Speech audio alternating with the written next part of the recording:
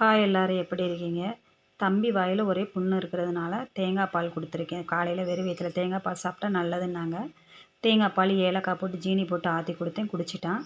இப்போ நான் உருளைக்கிழங்கு கிரேவி தாங்க ரெடி பண்ணுறேன். சோம்பு, பட்டை, கிராம்பு எல்லாம் போட்டு ஒரு பொரியா விட்டுட்டு 3 வெங்காயம், பெரிய வெங்காயம் கட் பண்ணி சேர்த்துட்டு தக்காளி பேஸ்ட் பண்ணி போட்டிருக்கேன். தேவையான அளவுக்கு மிளகாத்தூள், வேக வச்சு தோல் உரிச்சு வச்ச கிழங்கு எடுத்து உள்ளே சேர்த்துடலாம். இந்த கிரேவி வந்து தேங்காய் பால் புலாவு, வெஜ்ஜு புலாவு இந்த மாதிரிக்கெல்லாம் வச்சு சாப்பிட்டோம்னா நல்லாயிருக்கும். பாட்டி இல்லாமவே கழுவி வச்சுருந்தேன். அப்பப்போ எல்லாத்தையுமே க்ளீன் பண்ணிடுவேன். எல்லாம் மொத்தமாக சேர்த்து கழுவுறக்காட்டி கொஞ்சம் கொஞ்சம் தீர்ந்து போச்சுன்னா, பொருட்கள் தீர்ந்துச்சுன்னா கழுவி எடுத்து வச்சுருவேன். இட்லி பொடி, இது நன்னாரி பட்டை, இது ரசப்பொடி, இதுதான் போட்டு வச்சுருக்கேன்.